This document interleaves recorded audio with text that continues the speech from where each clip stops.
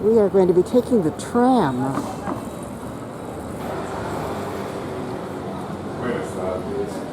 ¿Cómo amaneciste? También murió ya. Pues aún no lo han habilitado, no sé si espera. See, he's got a card. ¿Vas a recargar? Sí, la que uno. Claro, eso salió Se ahora. presta 15.000. Sí. Ahí sí. Okay, go ahead, one at a time.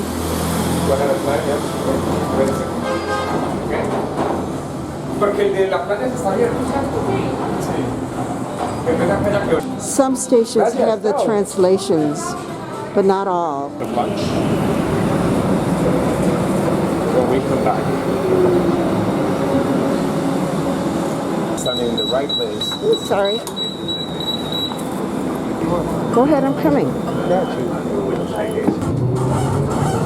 It's about a 6 station, 15 minutes.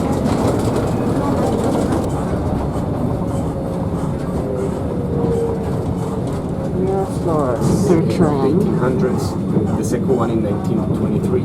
They had the first one in the 1800s, the 1923, and this one is from 5 years ago. That's another cable car line out there. Once you've paid for your ticket, you can ride anywhere in the system, whether it's cable car, tram, or metro. But once you're out of the system, you have to repay. And I know you can buy cards, different cards, and load them, similar to other countries. 2,300 pesos is a ticket, which is, for us, less than $1.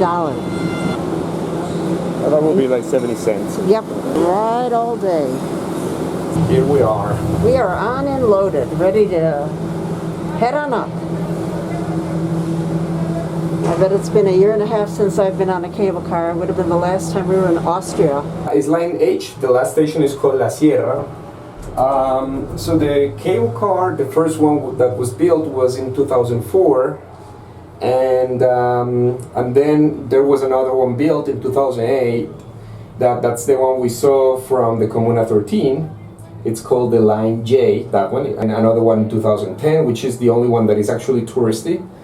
Then in 2015, they finished this one we're now.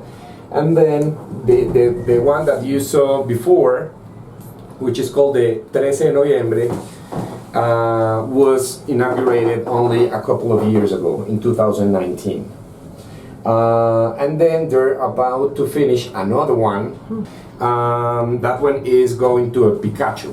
So we're gonna have 6 lines very soon, like in a couple of months. So this one, where we are now, most of these neighborhoods, they were occupied by, as I was telling you before, by displaced people. And so most of them didn't even have legal papers of ownership. They were just came here and invaded the land and started to build all the houses. This is just an intermediate stop. How many stops are there up there? For to the last one, Yeah. 3 only. 3 stops, thank you. First is to integrate the community, the city, because these places before, they were isolated.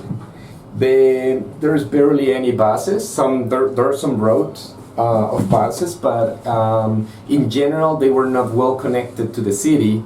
But imagine if you live in that house, it would be very hard to find a job in the poor areas. Andres, does the government ever come in and just demolish things, or they don't touch the areas? Usually they don't touch it unless they need the land. That's a school. They need the land to build something. The government would come in and buy a parcel if they needed to erect more pylons or anything like that. They don't just come in and destroy. Oh my goodness, look at how that one is built on top of I don't know what. Do you have mud slides here? A lot of mud slides, I can imagine. That's actually probably the main. Do you see that cement or concrete? Yes. It's a barrier type thing. Exactly, just to prevent the slides, because that happens a lot. We were just on this for a ride for the views, perspectives, to learn a little bit. So we're staying on our little car, and we're just going back down. Take the tram back to where we began, and then eat lunch. Most of the houses are the poorest levels, 1 and 2, or status 1 and 2, which is the poorest. being uno is not uno as we understand it. It's being at the bottom of the pile. Universities as well. Yeah. For it's not granted. Now, those tall buildings out there, are those public housing? Do you, Those That's what are I thought. yes, vivienda de interés sociales.